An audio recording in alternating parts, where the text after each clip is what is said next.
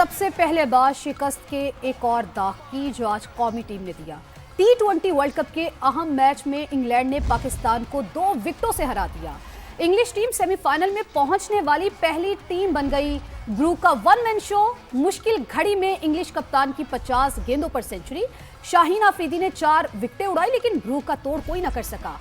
English team ने 165 run का हदफ आखिरी ओवर में पूरा कर लिया। शाहीनों की बैटिंग लाइन बार बार डगमगाई। साइम अयूब, सलमान आगा, उस्मान खान, मोहम्मद नवाज डबल फिगर में भी ना जा सके। इंग्लैंड से पाकिस्तान की शिकस्त पर पारी केले में पाकिस्तानी मद्दाह बरस पड़े, कप्तानी पर सवाल उठा दिए। 90% तो यहाँ पे जिस तरीके से कप्तानी हुई है ना, पूरा कसूर कप्तानी का। और लास्ट टाइम हम जो मैच हारे थे, अगर आपको याद हो इंडिया के खिलाफ, तब भी तो लेफ्टी खड़े थे, हमने ऑफ स्पिनर को ओवर हटा के लेग स्पिनर में घुस गए थे। और अभी भी यही हमने सेम गलतियां की हैं। अभी उस्मान तारिक अच्छा कर रहा था, कंटिन्यू करवाना था उससे, ताकि प्रेशर बिल्ड होता, हैरी ब्रूक क्रॉस शॉट मारता, वहां आउट होता। लेकिन वहां आप शादाब को लिया, हैरी ब्रूक के लिए इजीली हो गया मैच, उसने एक ही ओवर में 18 रन किए, मैच सीधा हो गया। तो हम यही कहते रहेंगे हमारी कौम की, हम गलतियों से सीखेंगे। हम पाकिस्तान से श्रीलंका मैच देखने आ गए, लेकिन हमारी टीम नहीं सीख रही भाई। 90% हम बाहर है, वही हम दुआओं पे आ गए रमजान में कि दुआ करें किसी तरह न्यूजीलैंड इसको मार दे, वो यूं कर दे, ये यूं कर दे। हमारा सारी जिंदगी हमने यही किया और अभी भी हम आगे लगता है यही करेंगे। सर बाबर की परफॉर्मेंस से क्या कहते हैं? अरे नहीं यार, सब सही। आदत तीतर आदत वटेर में यही होगा। नहीं, बाकी बॉलिंग में हम लोगों ने कमबैक तो किया था 3 ओवर, लेकिन फिर उसके बाद क्या हो गया? हैरी ब्रूक से सीखें बस। जहाँ तक बैटर्स की अगर बात की जाए तो ना आगा के रन बन रहे हैं, ना साइम के रन बन रहे हैं। फरहान आज ले गया थोड़ा एंड तक, फखर ने अपनी जगह का एटलीस्ट थोड़ा सा दिखाया है कि फखर की जगह बनती है टीम में। मेरे ख्याल बाबर T20 का प्लेयर नहीं रहा, जो सीधी बात है। बाबर जो है there's no intent, जो है बहुत स्लो खेलता है। तो T20 he's evolved quite a bit now and I think he needs to stay with the time and up his game, which he hasn't been able to do. He hasn't been able to adapt to what the conditions require. Really think that we could have been more aggressive as batsmen earlier on. Well done, England. Played well. Pakistan, inshallah, we can come into the semi-finals. Talent वाला बाहर बैठा है, पर्ची वाला खेल रहा है। अगर मगर से बेहतर पाकिस्तान टीम ही खत्म कर दो। शायकीन क्रिकेट टीम की शिकस्त पर फट पड़े। कप्तान सलमान आगा को भी तनकीद का निशाना बनाया। टैलेंट वाला बाहर बैठा हुआ है, पर्ची वाला खेल रहा है। ये कोई टीम है? इस तरह कोई खेलता है? पाकिस्तान का मैच आ गया जी, वो मैच खत्म होता है जी, बाद में वो टेंशन होती है जी, यार आज का मैच हार गए। ये अगर मगर वाले चक्कर से अच्छा है ना, पाकिस्तान टीम खत्म ही कर दे, प्रॉपर ही खत्म कर दे। सलमान अली आगा मुझे ये बताएं कि इसने ये मैच खेले, इसमें इसकी क्या परफॉर्मर है? इसको कप्तानी करनी नहीं आती। कप्तान लेके आए, एक कप्तान लेके आए, एक टीम बनाए, ठीक है। हम हर बार इनके लिए दुआ करते हैं, नफल पढ़ते हैं, नमाजें पढ़ते हैं, या अल्लाह जिता दे। जो ओपनर खेलता था फ़खर जमान, उनको तीसरे नंबर या चौथे नंबर पे भेज रहे हैं। ये उसूल तो नहीं है, ये अपनी मर्जी पे खेलते हैं, अपनी मर्जी पे खाते हैं। ये बहुत बुरी तरह तरीके से हरे हैं। हमारे पास मैच विनर नहीं, जो कारकर्दगी ना दिखाए उसे सेंट्रल कॉन्ट्रैक्ट ना दे। शाहिद आफरीदी फट पड़े, साबिक कप्तान की ग्रीन शर्ट्स की नाकामी पर कड़ी तनकीद। समा की खुसूसी ट्रांसमिशन में कहा, कप्तान ने एक बार फिर कई गलतियां की, कोच ने बिल्कुल भी रहनुमाई नहीं की। बाबर को अगर रखना है तो ओपनर खिलाएं, अब्रार को ना खिलाने को हैरान कुन करार दिया। कहा, आधे तीतर आधे बटेर से काम नहीं चलेगा। बस मैच विनर्स नहीं है जो पहले हुआ करते थे। जब मैच विनर्स ना हो तो उसके बाद फिर आप 1-2 लड़कों की परफॉर्मेंसेस के ऊपर जीत आप उम्मीद नहीं रख सकते। फैसले कप्तानी के लास्ट मैच में भी बहुत खराब थे और इस मैच में भी इसने ब्लंडर्स मारे हैं। और आफरीन कोच के ऊपर है कि कोच कोई मैसेज नहीं भिजवा रहा कि क्या गलत कर रहे हो। सिचुएशन के हिसाब से उस्मान तारिक अगर आउट कर रहा है तो उसको कंटिन्यू लगा रहने दो ताकि प्रेशर बिल्ड हो सके उनके बैट्समैनों के ऊपर। बाबर जो है वो चौथे नंबर पे, उसने आज भी वही 24 बॉलें खेली, 25 रन, जिसके बारे में मैं बार बार कहते हुए आया हूँ। अगर उसको खिलाना ही है, अगर खिलाना है तो उसको ओपन करवाएं और साइम अयूब को तीसरे नंबर पे लेके आए, क्योंकि उसको फैसले करने पड़ेंगे। आपको सख्त फैसले करने पड़ेंगे। अब आपको नामों पे नहीं जाना, आपको परफॉर्मेंसेस के ऊपर जाना है। जो परफॉर्म करेगा उसे सेंट्रल कॉन्ट्रैक्ट भी दो, अच्छा तगड़ा कॉन्ट्रैक्ट दो। जो नहीं परफॉर्म करता कोई जरूरत नहीं है, आप इन लड़कों को वापस डोमेस्टिक क्रिकेट में भिजवाओ। हमने आगाज अच्छा किया लेकिन इख्तिताम वैसा न कर सके जैसा हम चाहते थे। कप्तान सलमान आगा की गुफ्तगू। कहा, अब हमें दूसरी टीमों के नताइज का इंतजार करना होगा, साथ ही श्रीलंका के खिलाफ मैच भी जीतना होगा। उम्मीद है अब इंग्लैंड हमारे लिए न्यूजीलैंड से मैच जीतेगा।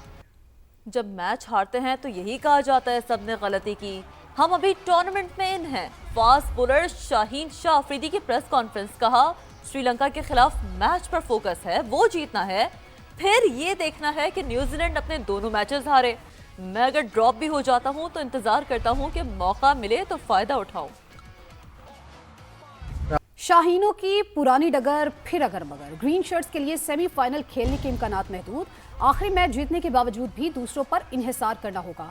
पाकिस्तान श्रीलंका को हराए, फिर न्यूजीलैंड इंग्लैंड और श्रीलंका दोनों से शिकस्त खाए, तब कहीं जाकर ग्रीन शर्ट्स को टॉप 4 का टिकट मिल सकता है।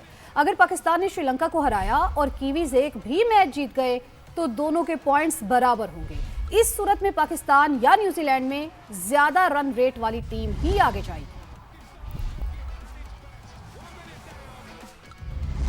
कुछ दीगर खबरें बुलेटिन का हिस्सा बनाते हैं। वजीर आजम शहबाज शरीफ की दोहा में अमीर कतर तमीम बिन हमद अल सानी और कतरी हम मनसब शेख मोहम्मद बिन अब्दुर्रहमान अल सानी से अलग अलग मुलाकातें।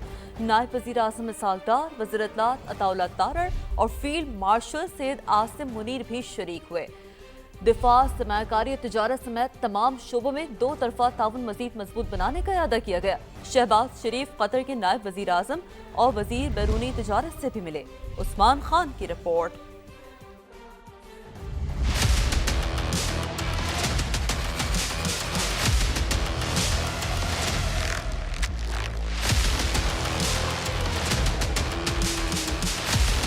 वजीर आजम शहबाज शरीफ का कतर का 2 रोजा सरकारी दौरा। अमीर कतर तमीम बिन हमद सानी से मुलाकात। नायब वजीर आजम और वजीर खारिजा इसहाक डार और chief of defence forces field marshal Asim Munir भी मौजूद थे। दो तरफा ताल्लुकात का तफसीली जायजा। पाकिस्तान और कतर के दरमियान देरीना बरादराना ताल्लुकात को मजीद मजबूत बनाने के मुश्तरका अज़्म का इजहार। तमीम बिन हमद सानी ने इक्तिसादी शराकतदारी को आला स्ट्रेटेजिक सतह तक बढ़ाने के अज़्म का अयादा किया। दोनों रहनुमाओं का इलाकाई और बैन अल-अक़वामी पेशरफ्त पर तबादला ख्याल, मुज़ाकरात, सिफारतकारी और तनाज़ात के पुरअमन हल की अहमियत पर जोर दिया। अमीर कतर ने वज़ीर आज़म की जानिब से रवां साल ही पाकिस्तान का दौरा करने की दावत कबूल कर ली।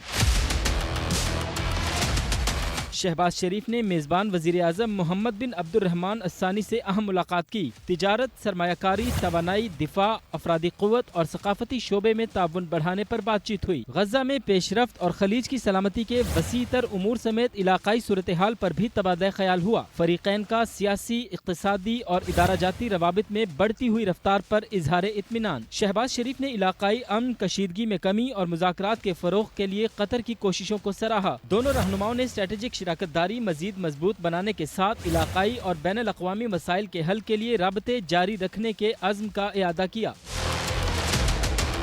वज़ीर आज़म से कतर के नायब वज़ीर आज़म सऊद बिन अब्दुर्रहमान और वज़ीर बैरूनी तिजारत डॉक्टर अहमद बिन मोहम्मद सैयद की भी मुलाकातें। दोनों मुल्कों के दरमियान दिफाई ताउन को मजीद वुसअत देने पर जोर। पाकिस्तान में कतरी सरमायाकारी की ठोस तजावीज़ पर गौर के लिए रमज़ानुल मुबारक के दौरान ही टास्क फोर्स का इजलास बुलाने पर इत्तेफाक किया गया। वज़ीर आज़म से कतर बिजनेसमैन एसोसिएशन का वफ़द भी मिला। शहबाज शरीफ ने कतरी कारोबारी बरादरी को इंफ्रास्ट्रक्चर, लॉजिस्टिक, तवानाई, ज़राअत और मैन्युफैक्चरिंग में सरमायाकारी की दावत भी दी।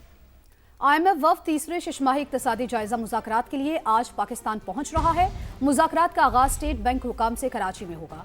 IMF वफ़द अगले हफ्ते इस्लामाबाद पहुंचेगा, जहां 11 मार्च तक बातचीत जारी रहेगी।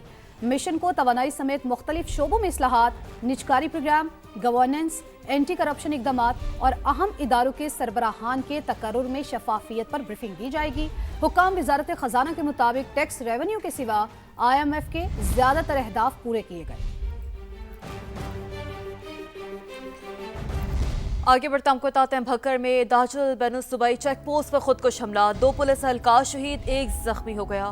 IG पंजाब अब्दुल करीम का कांस्टेबल फ़हीम अब्बास और शहबाज मदनी की लाजवाल कुर्बानी को खिराज अक़ीदत। सोगवार खानदानों से इज़हार हमदर्दी और ताज़ियत की। जख्मी कांस्टेबल अरशद को इलाज मुआवजे की बेहतरीन सहूलियात की फराहमी के लिए हिदायत की। IG का कहना है कि पंजाब पुलिस शोहदा के अहले खाना को तनहा नहीं छोड़ेगी। हर जवान फितन ख़वारिज और फितन हिंदुस्तान के सामने सीसा पिलाई दीवार है। सदर मुमलिकत आसिफ अली ज़रदारी की पुलिस चेक पोस्ट पर दहशतगर्द हमले की शदीद मज़म्मत। वज़ीर आला पंजाब मरीम नवाज का सोगवार खानदानों से इज़हार हमदर्दी। शहीद कांस्टेबल फ़हीम अब्बास और शहबाज मदनी की कुर्बानी को सलाम पेश किया। कोहाट हमले में शहीद डीएसपी असद महमूद को सरकारी एजाज के साथ जिला अटक में उनकी आबाई गांव में सुपुर्द खाक कर दिया गया।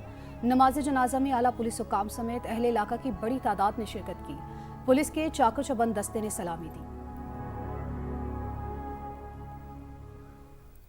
लाहौर के इलाके काहना के करीब वाक़ निजी सोसाइटी के घर में डकैती की वारदात। मोटरसाइकिल सवार 2 डाकुओं ने अहलखाना को यरकमाल बनाकर नकदी, तलाई जेवरात और दीगर कीमती सामान लूट लिया। सीसीटीवी फुटेज सामने आ गई। फुटेज में देखा जा सकता है कि 2 डाकू वारदात के लिए मोटरसाइकिल पर आए। एक डाकू ने हेलमेट पहन रखा था, दूसरे का चेहरा वाज़ेह है। पुलिस ने वारदात का मुकदमा दर्ज करके तफ्तीश CCD को सौंप दी है।